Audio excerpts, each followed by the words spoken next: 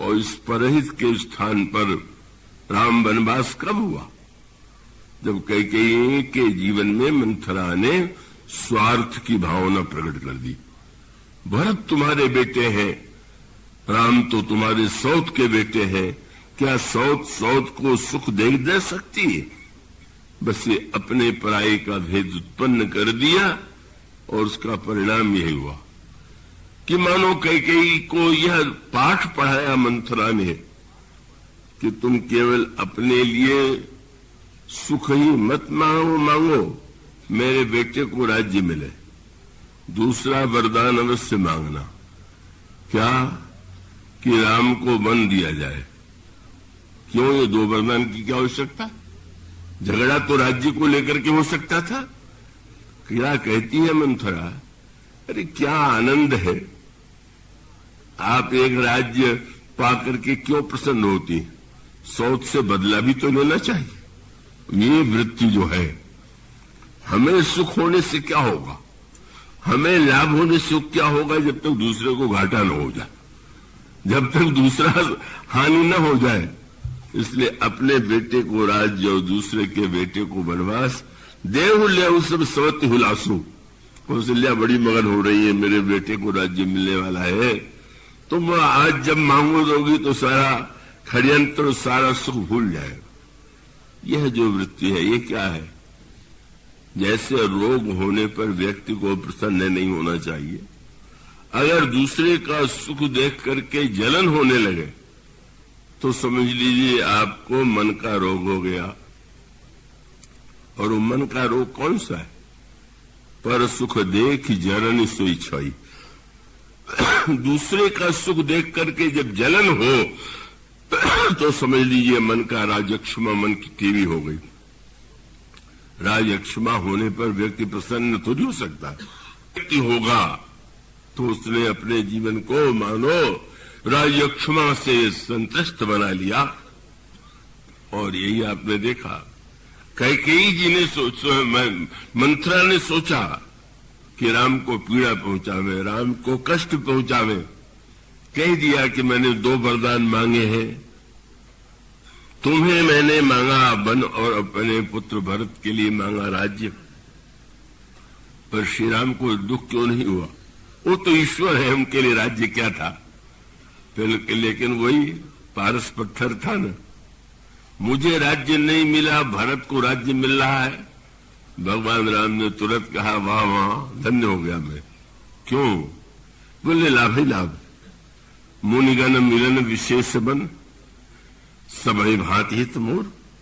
One भेज रही हो, मुनियों का दर्शन होगा, तुमने मुझे कितना बड़ा लाभ दे दिया।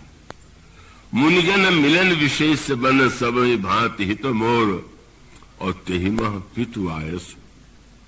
बहुरी सम्मत जननी तो, पिताजी की आज्ञा कितना बड़ा सौभाग्य है, और आपको प्रसन्नता हो जाएगी।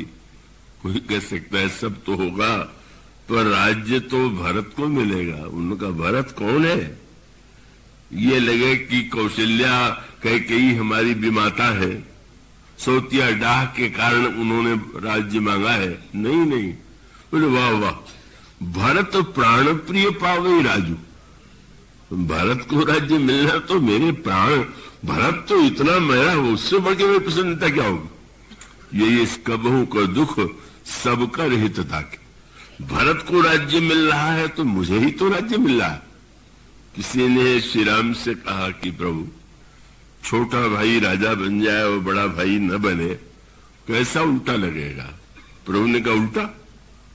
अगर मैं सिंहासन पर बैठूंगा तो लोग कहेंगे राम अयोध्या के राजा है, पर अगर भरत बैठ जाएगा और मुझसे पूछेगा कोई कि तुम्हारा परिचय क्या है, तो मैं कहूंगा अयोध्या के राजा का बड़ा भाई हूं।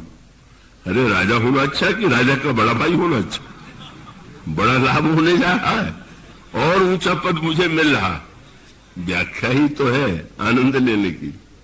इसलिए तो जो प्रभु खेलते थे तो खेल में हारते थे बार बार।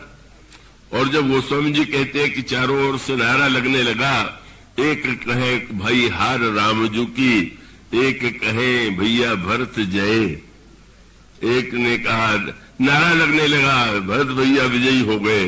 दूसरे ने कहा, श्री राम तो हार गए। कितने नारे में झगड़े हो जाते। पर यह सुने हर्षित भय रामजू, विप्र में बहुविधि दान दे। प्रभु जब दान देने लगे तो किसी ने प्रभु से पूछा, महाराज हार के उपलक्ष्य में दान दे रहे हैं क्या? हार के उपलक्ष्य में थोड़ी दे रहा हूं। तब बोले, मेरा छोटा भाई जीत गया इसलिए दे रहा हूं। अर्थ ही तो लेना है। मैं कहा, मेरा छोटा भाई तो जीता है। और श्री राम इतने प्रसन्न हो जाते हैं, मेरा छोटा भाई जीत गया, मेरे छोटे भाई को राज्य मिल गया। कैसी विलक्षण भावना प्रभु के अंतःकरण में है। भगवान राम को कैकेयी ने सोचा था हम दुख दे देंगे, और भगवान राम को सुख मिल गया। भरत प्राण प्रिय पावे राजू।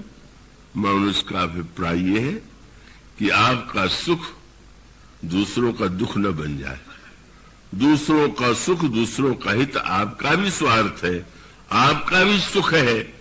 यह वृत्ति जब आ जाती है तब व्यक्ति समझता है कि परहित जो है कोई त्याग नहीं है, वह तो कल्याण का सबसे श्रेष्ठ धर्म है। इसलिए परहित सरिस धर्म नहीं भाई। इसके बाद की चर्चा कर बोलिए श्या